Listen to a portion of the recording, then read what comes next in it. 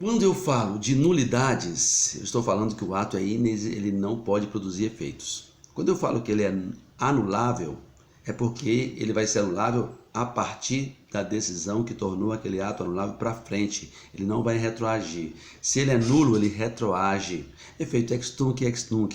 Vocês conhecem isso aí, não vou dificultar a vida de vocês. Mas se o ato administrativo é irregular, aí ele pode ser sanado, ele pode ser convalidado, porque ele tem um viciozinho. Ele pode ser. Agora, se o agente é capaz, o objeto é ilícito, aí ele é nulo de pleno direito. Mas eu vou anular um processo administrativo por vício por questões de corrupção. Aí eu vou anular. Acabou, o processo está ali. Não vai retroagir. Foi feita a licitação, a empresa estava trabalhando, mas encontrou-se a corrupção, parou ali, acabou o processo. Então a justiça vai decidir. Então, essa teoria das nulidades é muito importante também, a gente compreender o nulo, anulável e a irregularidade que pode ser convalidada. Até os anuláveis, analisado com o caso concreto, pode ser convalidado, conforme a autoridade administrativa. Tá? Quanto à execuibilidade, pode ser perfeito, imperfeito, pendente ou consumado. Então, esses conceitos são só para você entender que existe os atos administrativos, né? Possibilidade de executar um ato administrativo que pode ficar pendente. Um alvará ficou pendente ali.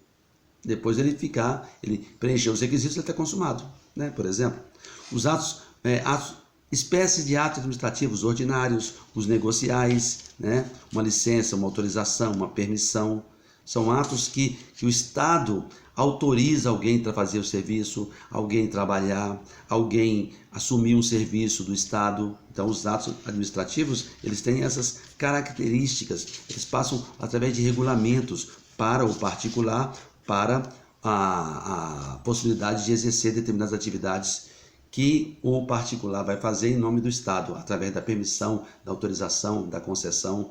Nós vamos falar lá nos contratos administrativos. E vamos extinguir o ato administrativo, já que eu fiz nascer o ato administrativo, agora eu quero extinguir. Eu vou anular. Anular é o desfazimento do ato administrativo em decorrência de um vício de legalidade. Eu vou anular, eu vou invalidar. Tá? E quem vai anular é quem tem competência para fazer isso.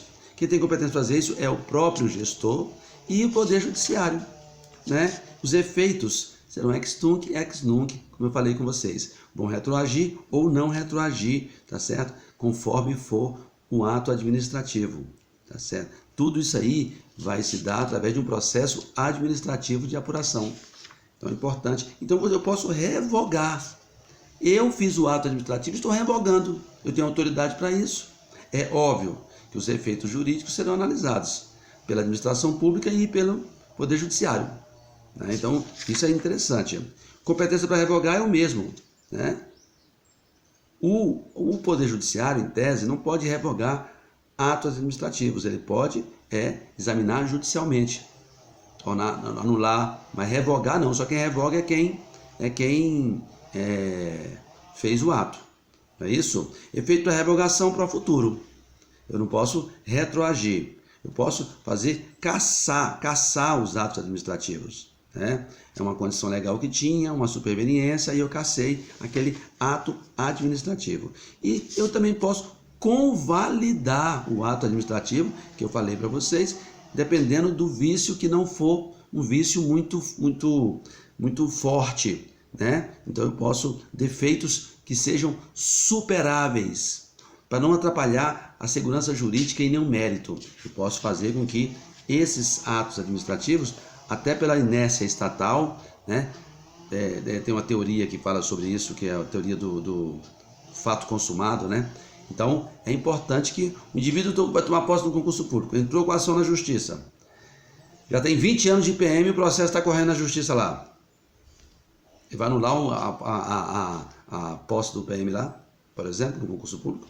Já tem 20 anos de PM, estou fazendo um exemplo aqui ridículo, mas é para ter uma noção, tá certo? Então, se o ato administrativo já tem um período de mais de 5 anos, já prescreveu o direito de anular.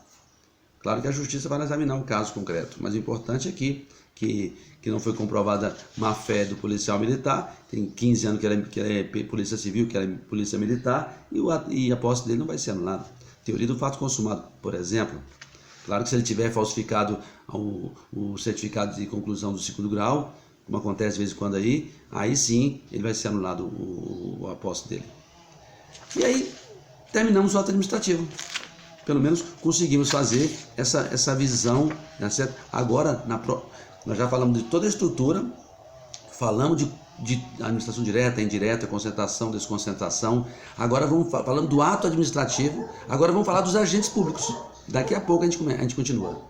Um abraço, professor Joel.